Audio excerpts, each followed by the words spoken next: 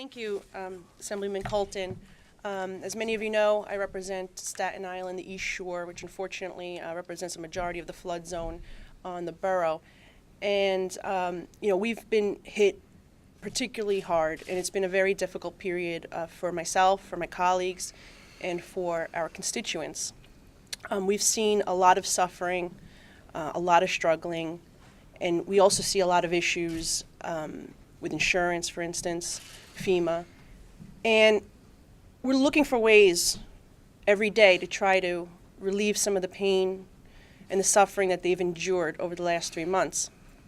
In December, we sent a letter, myself, Senator Diane Savino, Senator Lanza from Staten Island, and I know my other colleagues in the borough support as well, asking for the governor to waive the state portion of the sales tax for those people whose vehicles have been totaled and need to be replaced. We're talking here strictly about the state portion, which would be 4%, and we would put a cap. We would negotiate a cap. I mean, we're open, obviously, to whatever the governor would be willing to work with us on, but we think a reasonable cap would be up to $1,000. So that would be a vehicle purchase of $25,000, and that would certainly give some relief and some help.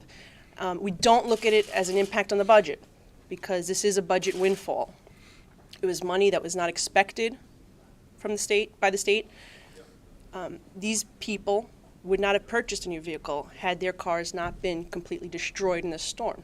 So that's the important part to take note here, is that it is a budget windfall, and we hope that the governor would agree that we do not want to make money. The state should be making money off the negative experiences and the devastation of our constituents. And so I support, of course, Assemblyman Colton's proposal as well to waive the vehicle registration fee.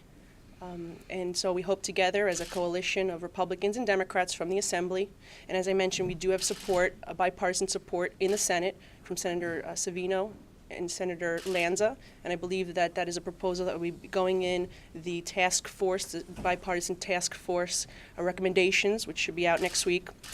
And we do urge all the rest of our colleagues in the state to please join us in this initiative as again, I'm going to reemphasize that this is a budget windfall. This is not money that the state was expecting. This is additional funds that would have never come to the state had this tragedy not occurred.